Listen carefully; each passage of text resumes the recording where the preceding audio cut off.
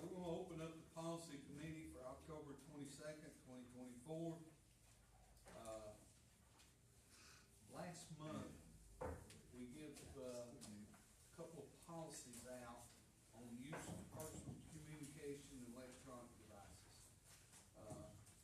to review. And Russell, we'll let you start right there. Okay, thank you, Mr. Jenkins. yes, sir. As Mr. Cox was saying, we reviewed this last week. We just want everyone to have time to weigh in on it. We didn't do any additional research, with the exception, I did talk to Arnie Bunch. He is the director of schools in Hamlin County. If y'all remember, he was the general that turned director of schools, and he sent me some of the correspondence they used once they had decided to turn the corner and to do away with cell phones. I have a copy of that. It's just the parent communication to try to get people to understand their purpose and the reason for going in that direction. And he said it went very smoothly because they did a little campaign prior to doing that. So if this board chooses to do something different on the cell phone policy, then he recommended doing this. He thought it was really helpful for their situation. And the only other relevant information regarding this is State Representative Sapicki. He's out of maybe Maury County in Middle Tennessee. He has a House Bill 13 that he will bring forth this year, and it sort of mimics our current cell phone policy. It's not a total ban on communication devices, but without reading the whole thing, it describes what the wireless communication device is, and then it says each local board and each public charter school, they always throw that in there, shall adopt and implement a wireless communication device policy that basically prohibits students from using it during instructional time and authorizes the teacher to use it if they so choose during instructional time, which is what we're doing now. And it does permit students in the event of an emergency to use it or to manage their own health, like if you had somebody tracking their sugar intake. And then it makes an exceptions for kids with IEP, if they need it as a communication tool or whatever. That is likely to go be up this January, but it really, the way I read it, it's not very different than what our current policy already is. So it's not going to be a total ban like some people suggested may happen at the legislative level. And it also gives the teachers the authority to withhold the student's communication device during the duration of instructional time, which is really less than what our policy does. Anyway, that's pertinent to it. As far as our policy is right there on top, the 6.312. Nadine has provided us with Warren County's policy. Nadine, would you feel comfortable summarizing Warren County's policy, or have you? I can't really summarize it. I can share what some of you were in that session. Who else was in there when he spoke? Robert was, Jeremiah. But a person from Warren County shared this at our conference, and that they had implemented something. I don't know that it's as strict as the one we had as far as money involved and that kind of thing. But I talked to a couple of the board members afterwards, and one of them said his daughter was a high school senior, and he said it was rough for a couple weeks. She said, you have ruined my senior year. You've ruined my life. And, how that would feel to a dad. But he said, after a couple of weeks, she's okay with it because nobody else has a phone either. So there's nobody to text or whatever. So that they were okay with it and liked it fine. But it's just different from, I don't think there's as many, I don't see any money involved in this one.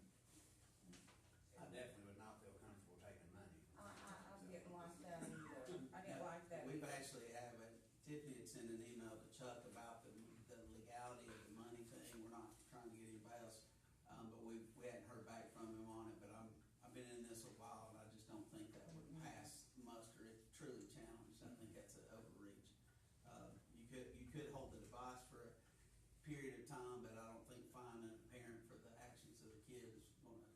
stand up in court. Well, it does say, if you have it there in front of you, it says the first offense that the teacher takes the device, and it's documented. Parent is notified, and it's a warning. Second offense, teacher takes it, parent is notified, and they're assigned to either one alternative school, I guess that's what that means, or 2 days lunch detention, which I don't know that our schools have that. Third offense, teacher takes the device to administration, and the offense is documented, parent is notified, and they get 1 day of ISS. And then the fourth offense, same scenario, but the student gets 3 days of ISS. So. ISS is in-school suspension, right? Yes. All schools have that? Our in-school suspension is for middle and high school students, and it is at Midtown Education So Center. it's MEG. So we have Make in-school sure I know. suspension that's not in school. If larger schools sometimes have the space and the resources to hire someone to have a true in-school suspension, our in-school suspension is. So I just marked through ISS and wrote MEG on mine, just so I know that's what we're talking about. I guess I have a question on whichever direction we're looking to go. If the legislature is passing something, if it's similar to what we already have, what authority do we have to do anything differently? So the way that Please, just speak to Bill that. 13 is written would be the minimum, and we can go above and beyond that, but that would be the minimum expectation. In other words, no school would be allowed to have kids have cell phones out during instructional time, basically. You can do above and beyond that when you're dealing with juveniles. You just can't be in violation of that part of the law. So anything, like Warren County, their first page, like 1 through 20, is very restrictive. They've got to be they can't even have them in their hoodies and whatever. The way I read it, there's a approved place to put it, and they can't be, it can't be in any other, in their possession. So you're not worried about, well, it fell out and turned on, fell out of my hoodie, turned on, and called 3 girls on accident, type of stuff that kids do nowadays. It's gotta be stored in an automobile or other approved location at all times, it says. So that's very restricted compared to some. Like, just compared to ours even, ours says middle and high school students may possess personal communication devices as long as devices are turned off and stored in backpacks, purses, wherever, This one says, therefore, all students are banned from possessing any type of personal communication device. I'm assuming that's eyeglasses, rings, watches, earbuds, MP3 players, laptops, and tablets. Is that what you would think? Okay, that means they are banned. That don't mean you can carry them in your pocket, turn them off. That means they're banned. Yeah, Warren. They're not allowed. So, Well, they've got these smart glasses that have cameras. yeah, they have those now. Jeff. Libby, do you have anything to add to that? I do. Help me out a little bit. That's why I think you have to specify what we're talking about. And that's the list, I think. It's just a lot, so know all these gadgets.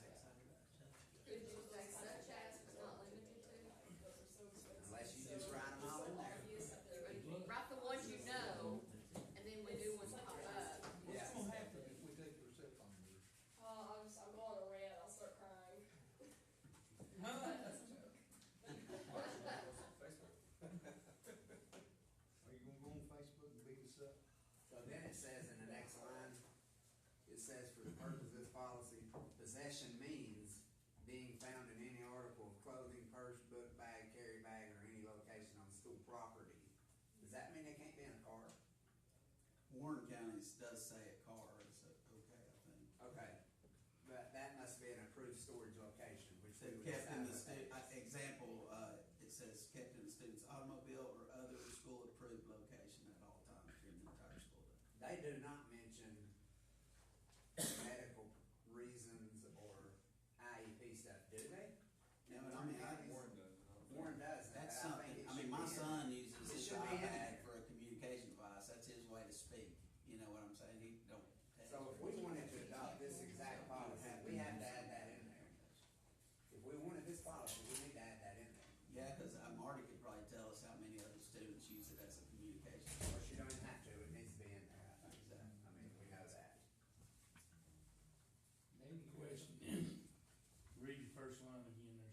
students, is that correct? Says therefore all students. So here was my question, and I brought it up to you last time. Are you gonna include employees in this? Because that's gonna be something you're gonna get blowback. I think that's supposed to have them anyway. Well, supposed to, but if you don't put it in the policy, then it makes it, I'm excluded. I don't- Is it in there now? I don't know, you got the policy, I don't. Do we address teachers in this policy? Not in this policy. I don't think they have it anyway. Is it against the rules for them to have one? Teachers should not be using their phone in instructional time, but if they have a, you know, if they have a medical thing or whatever, the parent or whatever, they should bounce it off But their if phone. you don't, put it in there, somebody will, so Oh, I'm yeah. excluded. No doubt that they do. Just for discussion, y'all, our policy, is very similar, the first page of our policy, to what we've had a long time ago. And if y'all remember, the second page of our policy is when we did the waiver and we relaxed it for class change, cafeteria, and those things. So that part of it, our top page is probably not distinctly different from a lot of other counties that are tightening up. The second page, is where it got more relaxed, I think. Because to me, everything we're attempting to address here, lines 1 and 2 of our policy totally ruin all that. They can have them at school. I mean, according to our policy anyway. And if that was really working, I don't think we'd be having this discussion, probably. Which goes back to enforcement. So,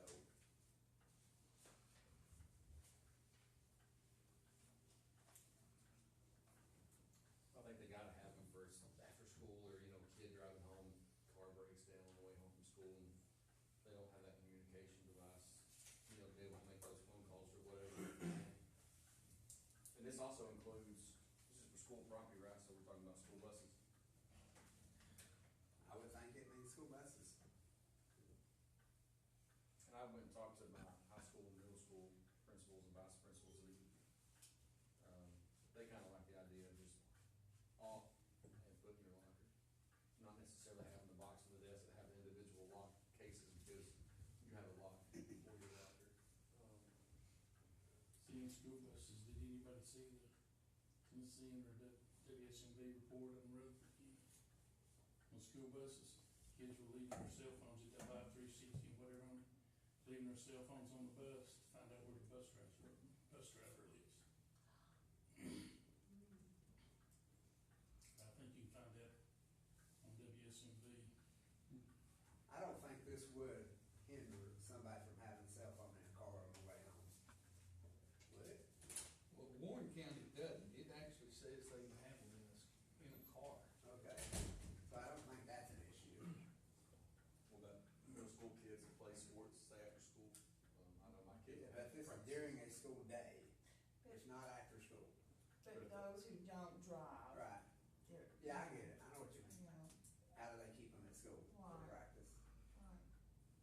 And I think that Warren County just didn't, they're saying automobile or other school-approved location at all times, which we're assuming are lockers or Yeah, just not on the person is what they're, which means a middle school athlete can keep their phone in a locker if it's out. Right? If that's an approved location, I'm assuming it As would long be. as the principal or his designee approves it.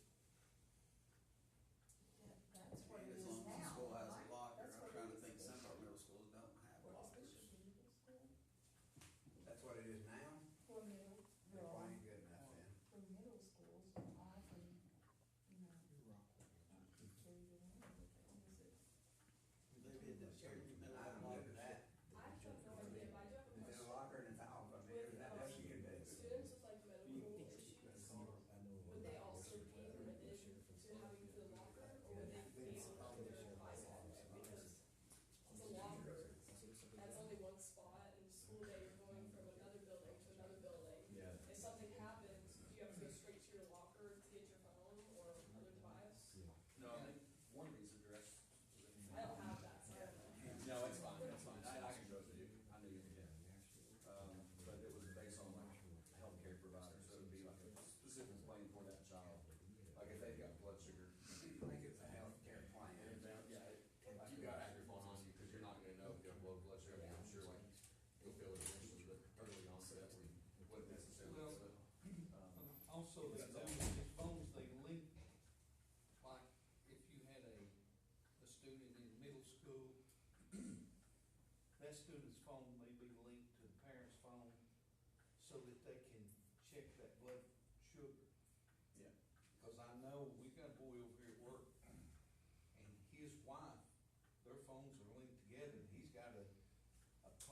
something else, he's got.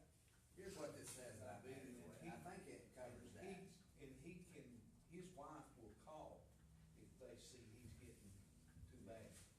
This says students who have a medical device that necessitates cell phone access during the school day may receive an exemption from this policy upon the development of an individual healthcare plan consistent with the physician's orders. That's all it takes. And that's it. And we, Marty, do we have any kids with, defibrillators or, Not that I'm aware of. pacemakers? Occasionally we'll have kids with a pacemaker and defibrillator that their phone may need contact. So we do have a student with a device for seizures that sometimes you have to. And how about auditory kids, with the hearing aids that are controlled through medical devices? We may have some of those occasionally, but outside of that, I don't know many of them. And The diabetics, Yeah. Does this also, cover kids with, disabilities as well? Headphones and stuff? yeah, I think anything that would have Assisted, well, that, healthcare. yeah, assisted technology or adaptive technology devices would have to be written in IEP. the 504. Or 504. We could have kids. Oh, right here, I feel it. I think use all that.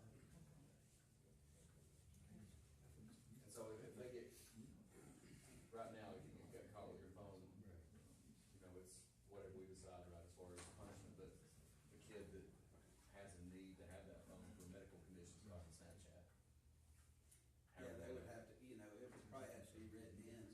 My recommendation is, if, you know, if you're allowed to have it, yet you're doing something other than your medical, whatever with it, then you receive the same consequences as students that don't have that. Yeah, it says apply to medical needs only. Or, It says applies to medical needs only, does not allow cell phone use for other purposes. right, so that'd be I don't know how you consequences would, for yeah. use, now you may not have to take it away, Yeah. depending on it, but there would be consequences, I mean, just, I do have another question, sorry. Is it, like, do you guys have the ability to, cause I know on YouTube you guys are like, people are able to like restrict things based off like the internet. Are you guys able to restrict like Instagram, Snapchat? Or like, only if they're logged into the Wi-Fi, you know, because if they're doing cellular, we don't have a way to block that. That's That's actually illegal, I think, to block cellular signals, Yeah. in a public facility. But we can restrict Wi-Fi, whatever they pull up on Wi-Fi, to a degree, gotcha. as long as it's web-based, not if it's, some of the things we could probably.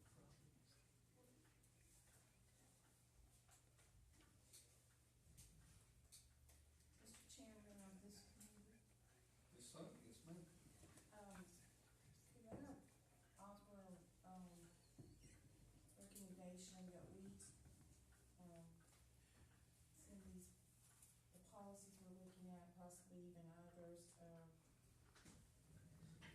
with Mr. Jenkins,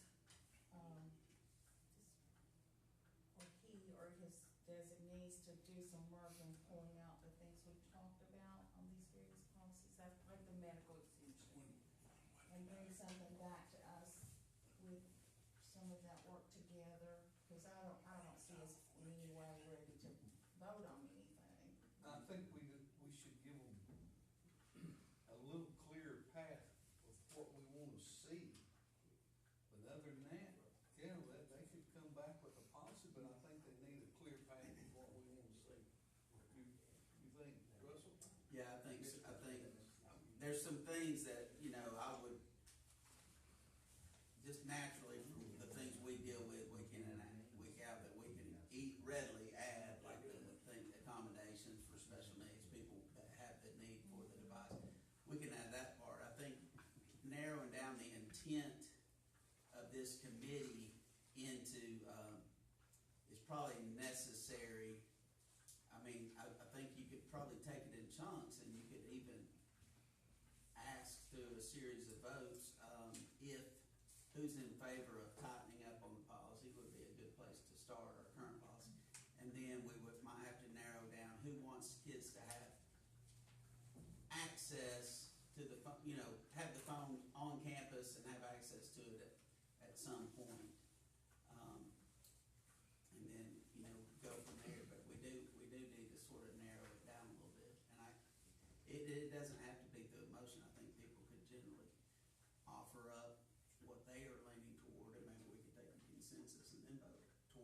using that as our base to form a new policy. Does that make sense? Or is that, yeah, I mean, we may get 10 different answers, and that's fine too, but I And just we think may if we. change our mind as we, Yeah, we need as to we start talk seeing it. about it, but, you know, just a place to start. So if I said, Mr. Jenkins, I like the Warren County, but I want you to add the medical exemption from Hamlin County to that one, would we And I look think, at it? I think Tiffany's got that in a note, and that would, if that's something, you know, we think, if you got more people that would lean toward that, then we could. Study it and see what, Would we agree that Warren County is more restricted than Hamlin County? Because the students can only really keep them in 2 locations, car or locker, basically. But also in Warren County, it does not distinguish what devices are. Correct. Hamlin County does, Right. you know, which is, So it we says, need, it we says need to laptop. distinguish what the devices are. Yeah, I mean, the one I read said eyeglasses, rings, watches, earbuds, MP3 players, laptops, and tablets. I think that's all of them. We might have to add some in years to come. I mean, your shoes might be smart before long, but.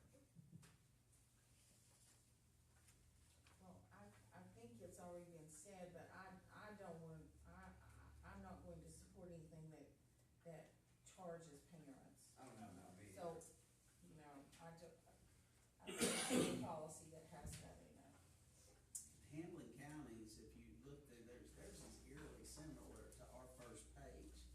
That is not, they are allowing to have them, not grades K through 5, which we don't, but 6 through 8, unless they're in alternative school, they're letting them in backpack, purse, or similar carry-all. And then high school, it's eerily similar, kept in backpack, purse, carry-all, and may not be used during school hours. So they're really not dissimilar to our first page of our current policy. Their consequences are different than ours, but as far as the meat of their policy, it's not dissimilar to ours, with the exception of the back page of our policy where we allow them to use it during class change and during cafeteria and things such as that. But so Warren County in that regard is much stricter because they're not gonna let you put it in your purse or your hoodie or whatever. They're gonna have to store it off your person.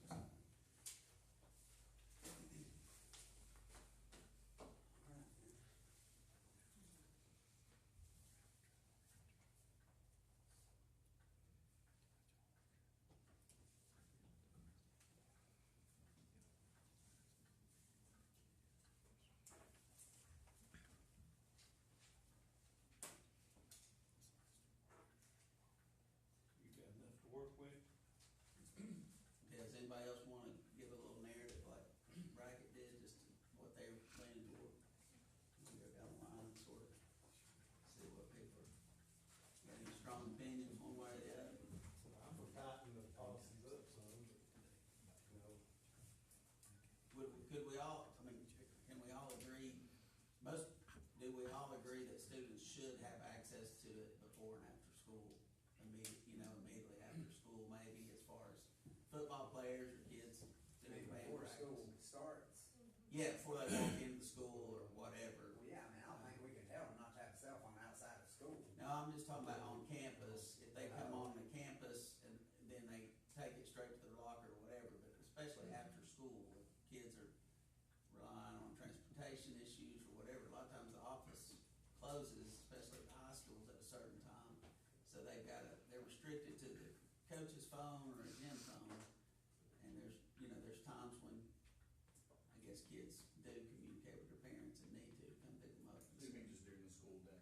No, I'm saying after school, at the But you mean like 3:15. have them away or locked up for the school day, and then the school day is over, you have access? Yeah, I mean, I'm just, whatever y'all think. I mean, I know that there will be people that, well, I won't know when practice is over, I won't know this or that. I mean, I thought we said that when school ends, they can have their phones, right? How about, yeah, I mean, possibly, how about the bus trip, what we all leaning toward on the buses? So the bus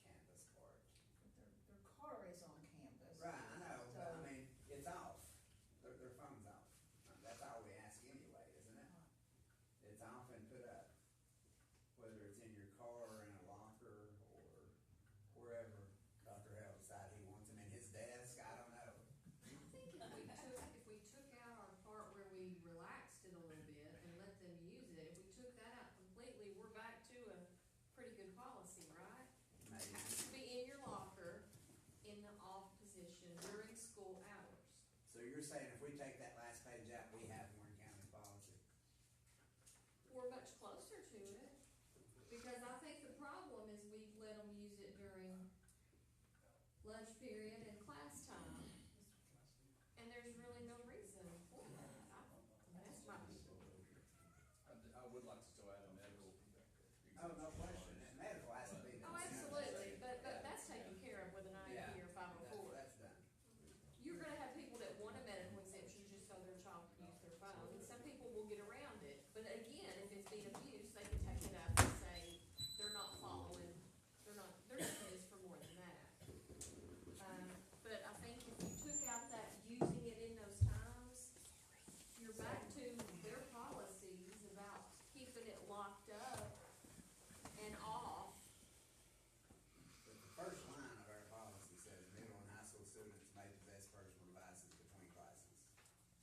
Doesn't it? No, No, it it's says not no. there, Our our devices is don't. stored. Backpacks, purses, or personal carry-alls, so we'd have to take that out and just make it. Stored in lockers Locker. or designated place. Can I say Line 5, that 6, and 7 has our, But middle our school, students don't use that's lockers, locked. and I don't think any of the high school students Do use they lockers. have them?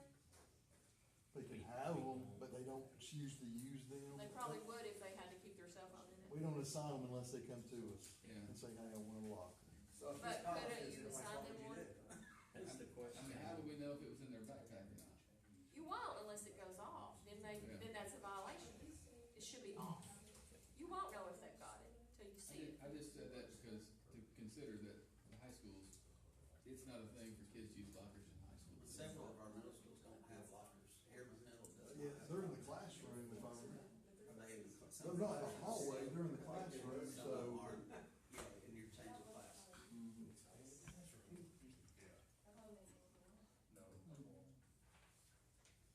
Mr. Brackett, lines 5, 6, and 7 on the first page of our policy would have to be amended. A teacher may grant permission for the use of these devices to assist with instruction.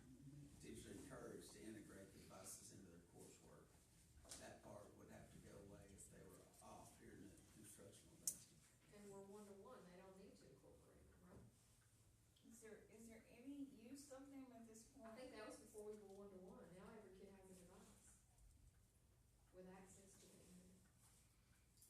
I know that there's sometimes in my classes at least, last year when I was at the high school, that I needed my device to take pictures, and then you get those pictures, cause you can't take a picture of certain assignments with a computer. You gotta use your phone, and then you use your phone to transfer it to the computer, and you put your phone up. It's process that takes 5 to 10 minutes. And I think if we get rid of the teachers may grant permission, it may make it a little bit more difficult. I know for like an art class or something like that, that's especially where one would choose. Because you can't take a picture of your art to get graded with a computer. Do the What if you don't Chromebooks have a phone? The Chromebooks don't have a camera. They do, but it's really bad.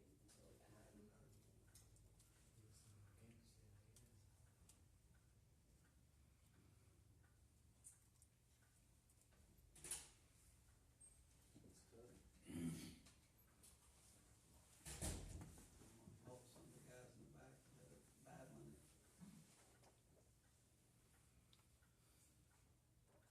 Oliver Springs does not have lockers, middle or high, so.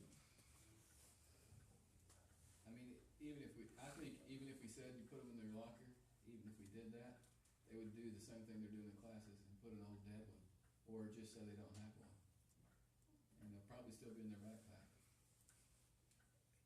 And that's probably what I hate to speak for these guys, but I don't But know. is it okay to be in their backpack as long as it doesn't go off and they're not using it? As soon as you see it, you take That's it. for them, yeah, I'm 100%, I think we all would be like 100% in favor of if we see it, we take it, or hear it, we take it. 100%. I think the stricter the policy, the sneakier the kid gets, so. Sorry. If we did like Dr. Carroll said, like, if we see it or hear it, we take it, I think that would be a little easier to manage at the school level. Just like, for instance, at breakfast, we all have certain areas where our students go when they get on campus. So do we would we have to allow them to go to their locker first, put their phone away before they go to the gym or cafeteria? I mean, you know, so there'd be some things to consider there if we had them put it in a locker. But to me, he's 100% right. I mean, because we're not going to be able to check 650 lockers, see if there's a cell phone in them every day, so the kids are going to have them in their backpacks. But if it's we see her here, we take it, that's as effective, I would assume, you know, as having them put it in a locker. If it's consistently enforced, and ultimately that's what it boils down to. Is it the policy or the enforcement of the policy the problem? So if a kid's walking down the highway with his phone in his back pocket, what do we do? That's the question. Well, what do we do? What do you do now? If it's in their back pocket, we don't say anything. If he has it out, we'll say something. Yeah. I mean, Mr. Jenkins was with me yesterday, walking down the hallway, and a girl came out of the bathroom with it. You know, she was on it, so we said something to her about it. But if it's in their back pocket, we would not say anything to them. Because I don't know if it's. I mean, you know, ultimately, I would assume that's a phone, but I don't know. You know. We say put away. We have the pocket, the hanger, the little pouches that they're supposed to put them in during class time. But if you go into a class, there might be 6 or 7 cell phones and 25 students. They're just not doing it, and teachers don't have time to fight that. And she's shaking her head. Am I right? Is that what happens? Yeah. So, I'm not being smart, but are we going by our policy now then, or not? Are they stored in backpacks, purses, and carry-alls, or not? Or are they just stored anywhere they want to store them? And I'm good either way, I'll say that. If it's in their pocket, is that okay? Because it's against their policy. That is just my question. Honestly, I think our policy sort of contradicted itself because we had specific storage places. However, we could not abide by that and yet allow them to have permission to use them in class. So at some point, they had to leave those locations, end up in their hand or their pocket. So I think it contradicted itself in our policy. You know, the old what we did years ago, you saw it, if you heard it, you took it up, and then there was consequences. The next time you took it up, you held it longer, and the consequences grew. That was pretty effective. And then there was a movement at one time to relax it a little bit because of whatever reason, just so kids could look up things or take pictures and take better notes. But I think some teachers were really efficient with that, allow them strictly to do it as a tool and not as a phone. And then some teachers just got more laxed over time, and kids just, well, I finished my work, I want to do whatever on my phone. So I think it just got lax because it wasn't as clearly defined. And so walking it back now, I think could still be effective as far as being a principal. If you hear it, if a teacher hears it, sees it, they turn it into the office like they used to. And that's doable. I think that's doable. I think if we get too tied down on where it is stored or whatever, then that's harder to police because it's just too hard to determine. And if you have them leaving them in certain locations and they do put them in lockers and you're walking by the locker and the lockers are blowing up, you know, the things, somebody's got to drag that kid out of class, identify it. I just think if you see it, if you hear it, would be a reasonable step in dealing. Not if you see it. Well, not necessarily, right, if you see it. We see it every day. Unless you see it in use. You hear it or see it in use. Or if it's on. So not see If it. it's on, it's supposed to be See it off. using it. It's supposed to be off. So if Mr. Kelwood walks in the bathroom, there's one kid in the stall and you hear beep, beep, beep, or whatever, then he knows to make the kid wash his hand and then he knows that the kids, you know, unless Casey's put one of these new painted toilets in there, it's the device. It's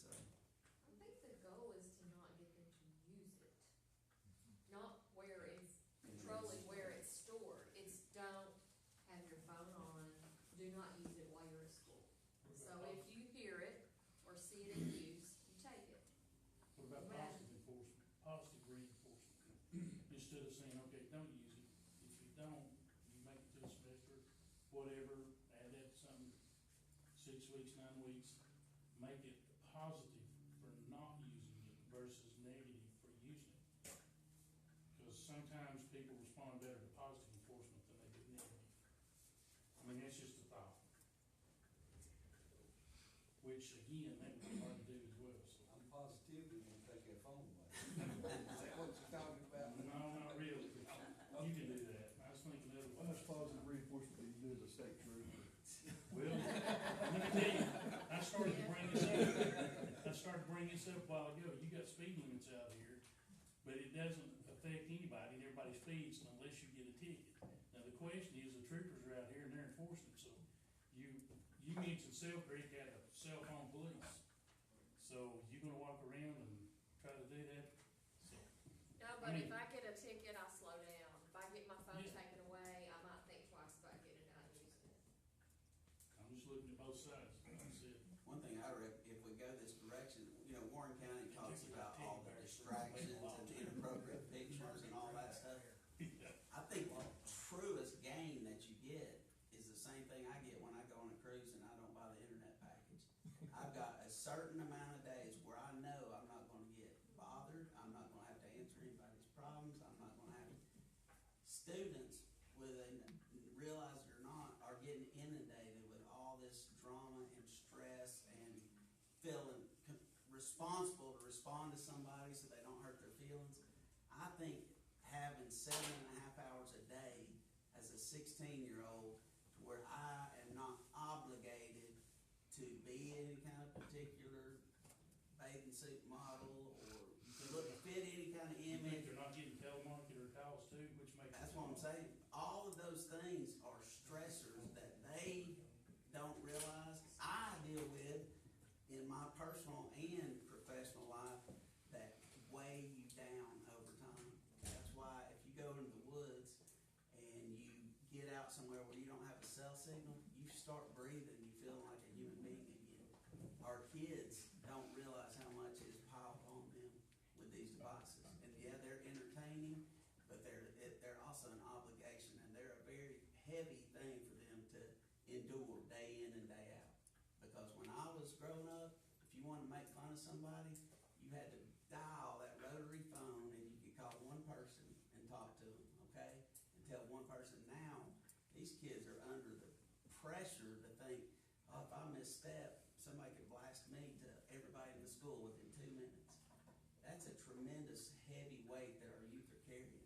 And that, to me, is more important than there's always going to be some people abuse it and do whatever, and we'll deal with that. But I think taking that off our kids and then letting them get back to sitting at a table and talking to each other will be transformative, personally. Can I add on to that? Yes. I feel like it would also just decrease a lot of bullying that goes on too.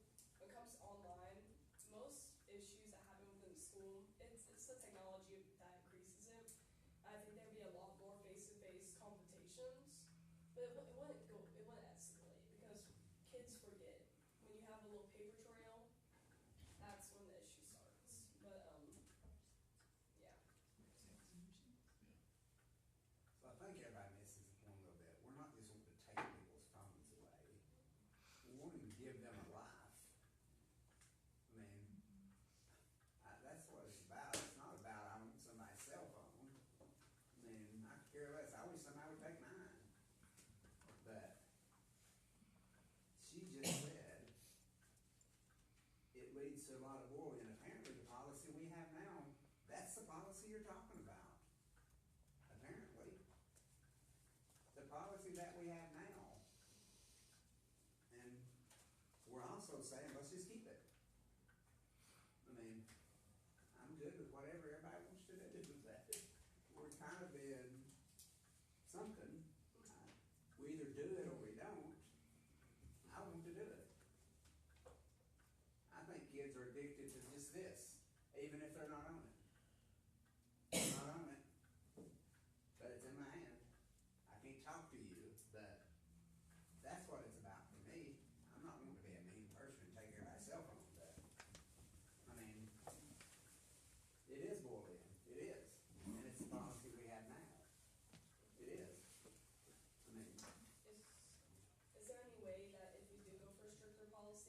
still have teacher having permission, because it's weird, like with Kahoot, everyone uses their computers, but there are times when students don't have their computer on them.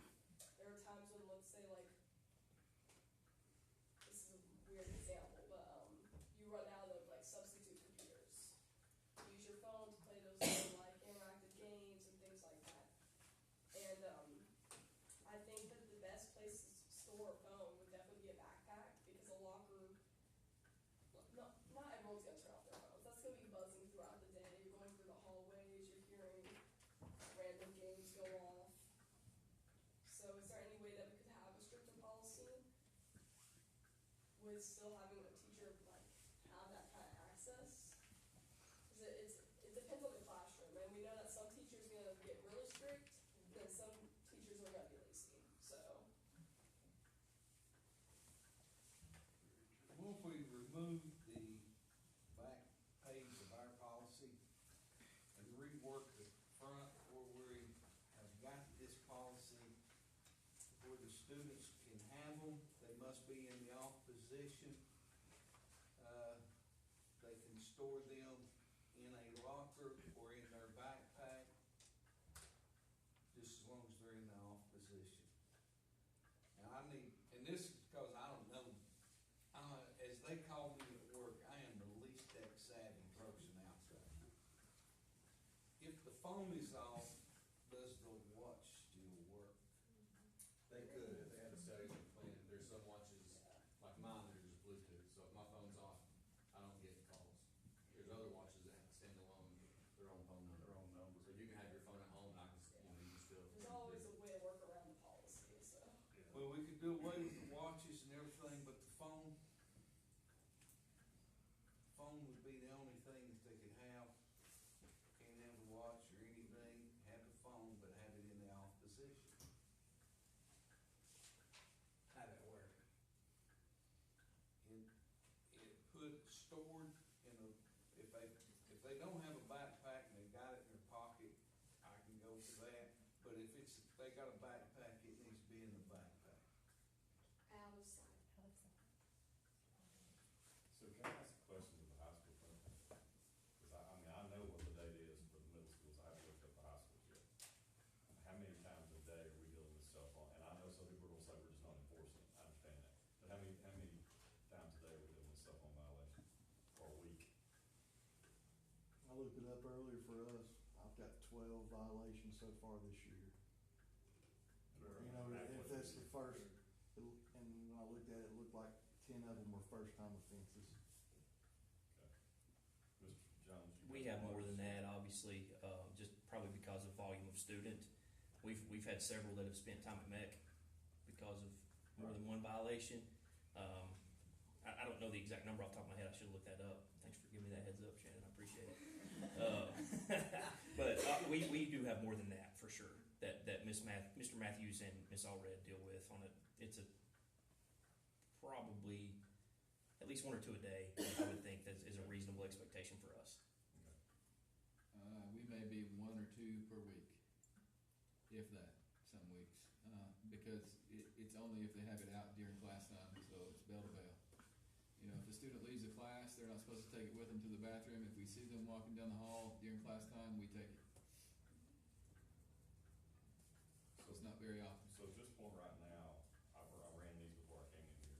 In the middle schools we've had, and again, this is, we can talk about varied enforcement in every school, and I get it, I understand that. Cherokee Middle Schools had 11 violations. Hammer Middle Schools had 19. Midway Middle's had 9.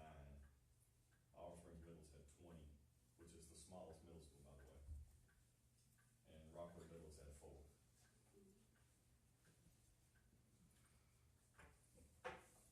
So if we do this, you said bell to bell. That's the way we do it now.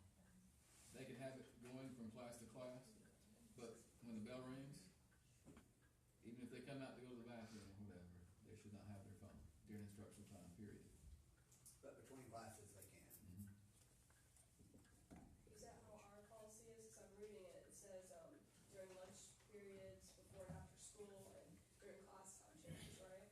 We're fixing to do away with that. So it That's seems what I what said, that's why I said, let's do away with the back page essentially what you're talking about, based on what you said in y'all's figures, and I went to school at Hamlin, so forgive me trying to compute that in my head, that's roughly about 100, maybe 100 and 125 over the total, maybe 150 for the year for five. Well, counting the middle schools, that would be five, we of course don't know what Chastity's got, so roughly, what, 8 schools, 9 schools? So now this is gonna change things though, between classes. I mean, it'll go They'll have to up. talk to each other, they won't hurt them. I think you'll see an increase at first, but I think having that freedom to have it out at lunch and between classes, things happen during those times that make them want to add another comment during class or sneak out and add it. I think those instigate the increased use of it by having it out. If it's off, some of those are gonna be removed. I would think you would have some increase at first. I think I don't think you would. yeah. I think the only thing that I would like take off would be the class time changes, because that's about 5 minutes on your phone after an hour, another hour. And like she said, things do happen that make them want, make us want to keep going on our phone. I think the only appropriate and thing that we should be talking about is during lunchtime, because that's a big one. That would cause a bit of a stir. You said My you worry- should have them during lunchtime. I'm just saying that one's a little tough. But we did You before, could right? learn to talk to each Before. other during lunch. That's true. Okay, It's water okay. weight. I think they do talk to each Scary other. to think about, it's scary for them and everybody to think about being without their phone for 7.5 hours. And I'm telling you, I think it would be a stressor for a week or so, and then I think they would start. I used to tell parents, I had parents come in, their kids were depressed. It could have been the star cheerleader, and they were depressed. And I said, you know, if it's my kid, you know what I do? I take their computer, and I take their phone, and I take it right out there, and I throw it in the river. And then I go walking with my child an hour every night for 2 weeks. I said, then you'll recognize your child again. Get them off of this stuff, unplug them, you'll start recognizing your kid again. And how many of them followed through with it? How many times have I told parents that? Because they were so obsessed and so trying to live up to this, whatever they're looking at on their phones, it was an obsession to them.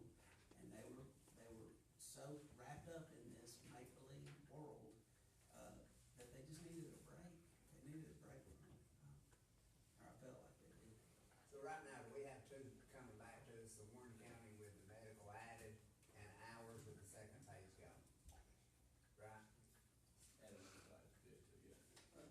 Which Which offense gun would we like you guys to do? I don't know. My only concern is if the kids can adapt to this policy, or if they'll just get a little bit more clever. You'll have to go both ways. But Yeah. that's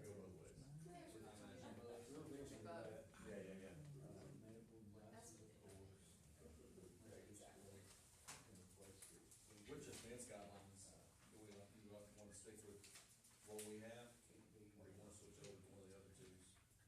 Or adjust our eliminations? Yeah.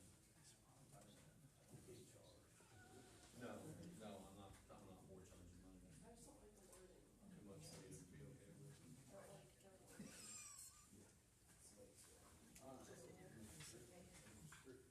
Let's see if we can get to one of these other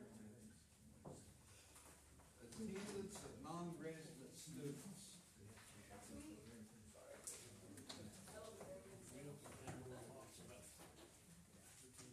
Mr. Jenkins. Yes, sir. Thank you, Mr. Thompson. So 6.204, attendance of non-resident students. Our policy and our practice are not aligned from my understanding. So if you'll look at the one pager, and Tiffany was kind enough to put the TCA 4963105, and all it basically does, when you see the citation on line 2, the 3 right there hovering after school, it's saying that we have the discretion to pick time frame, basically. Well, in this, our current policy, our current practice has been if a student is out of district, they and their parents must apply to the school that's out of district within the first 10 days of the start of the school year. Our policy is actually saying 10 days prior to the first day of school. Have I got that correct? The way I remember it, we've allowed them within that first 2 weeks, basically, if they come in as an out-of-district student.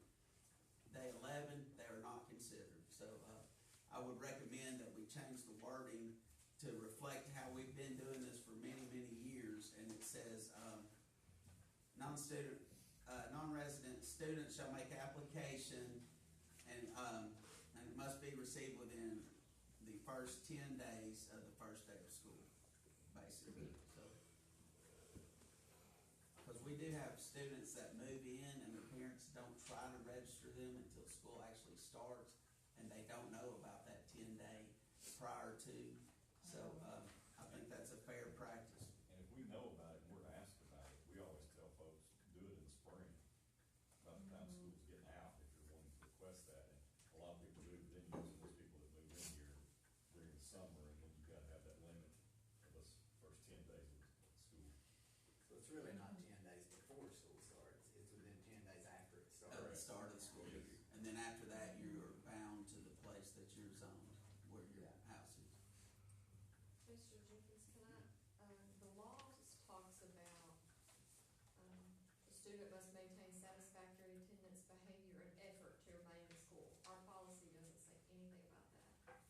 I think we can, the way that TSBA is doing it now, Ms. Spurgeon, I think we can put that in our procedural manual. Okay. Because principals will be well versed on that, and I can assure you that's the first thing they learn. Because if they take a chance on a kid, if I'm gonna take you, then that means I'm taking your attendance, I'm taking your test scores, and I'm taking your discipline.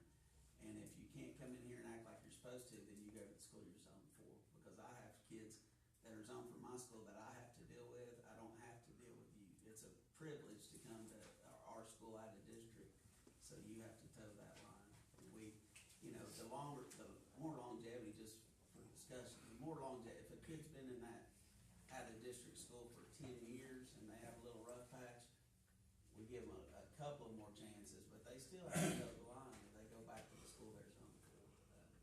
Whereas if it's a new kid and they come in and they start violating school rules and sloughing off and not working in class, then it's a pretty quick exit. Get a natural break during the school year too. That'll be a procedure. It's got to be during a 9-week period, basically, or right after spring break or whatever. It can't just be in the middle of a week. All right? Mr. Jenkins, does any of this speak to space available? We always had a policy about that. If it wasn't, and I don't know, is it in another policy or? That is, and that's actually in state law now, so Ms. Spurgeon can probably explain it better, but we have to post on our site within 10 days of the start of school, I think. Yeah, I think so, let's see, I've got that highlighted too in the law. We always posted about mid-July, 14 days before the beginning of the open enrollment period. So We're required to post how many available spots at each school. We And put a then that's spreadsheet online. procedural as Okay. well, And if it there's tells nobody. every school how many spots they have available. Okay, that would be another, could be another reason why it wouldn't be prior to the school year, because sometimes you have kids come that you didn't expect, and you don't know your enrollment Or a until. family move in and you only had 2 spots and they're moved into your district, and so you no longer have those spots, yes. Anybody else? Got a motion to approve? Second. Got a second? Mr. Flowers, anything No, else? sir. Mr. Gray? No. All in favor say aye. Aye. All opposed? At least we got one approved. Moving right along. Expenses and reimbursements. Thank you, Mr. Cox. 2.804 is our current policy. Per Derek and our guidelines, we need to go all the way down to halfway through lines 19 and the first of line 20. Our current policy says the travel reimbursement rate schedule will align with the state of Tennessee travel reimbursement rates. That That is actually, not how we have done it and how we do it. So what we do, what he's recommended is we remove this last sentence because we follow the per diem guidelines. There's a GSA rate, that we go to, so it doesn't matter if, Mr. Clower goes to, training in South Carolina, then we go to the GSA site and we apply those, daily rates and the breakfast, lunch, and dinner of anything that's not provided, so on and so forth. So we're really using the per diem guidelines, and it's just technically not accurate to say we're using the state of Tennessee travel rates because their rates are different.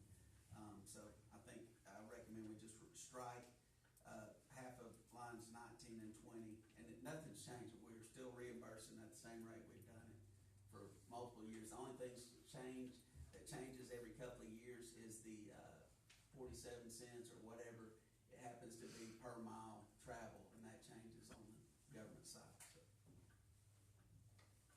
Make a motion, we pass that. Motion by Mr. Cantrell, and a second. All right, Mr. Cantrell, anything else? No, sir. Mr. Harold? Yep. Got one question, Mr. Jenkins. Yes, Do sir. we need to note that we use the GSA rate? Derek did not recommend that. He was just recommending that if we leave that out, it says will be paid for mileage, lodging, meals, attendance at conventions, shall be authorized in advance by state board, and we just will apply those rules. That's probably more of a procedural thing as well. Okay, thank you. All in favor, say aye. Aye. All opposed? Ayes have it. Threat assessment team. Thank you, Mr. Cox. This is 3.204. The reason this is before our policy committee, this topic came up in our recent safety meeting that we had a couple of weeks ago. And in that topic, there was some discussion regarding media releases. We all know that several weeks ago there were a lot of discussions around appropriateness of when and when not to send out notifications on certain items, and it came before the committee. There was a general discussion about that because there are some conflicts sometimes when you're working with cooperating agencies on delicate situations that may end up with charges. Okay, so what the safety committee, I believe, and Mr. Wright may clarify, but what the intent of this discussion at the safety committee was to try to put it in policy to sort of frame a response in those situations.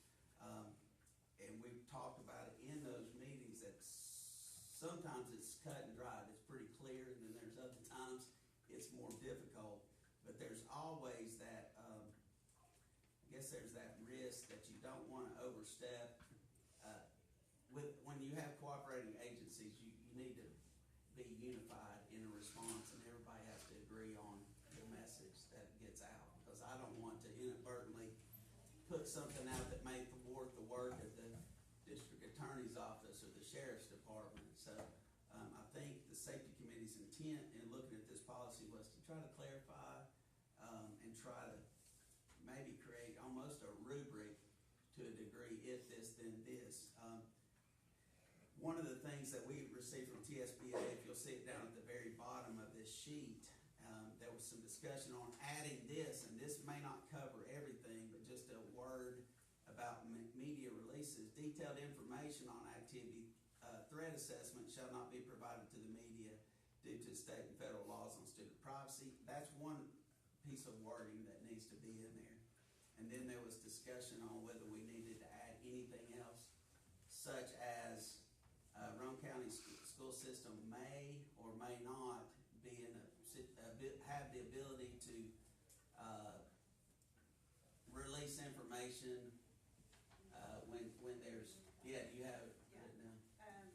It was media release statements will be made in conjunction with law enforcement officials on events that are under investigation. Which means that they essentially would be the lead, we would be supportive in law enforcement situations, like other situations that doesn't involve law enforcement, obviously would come from here.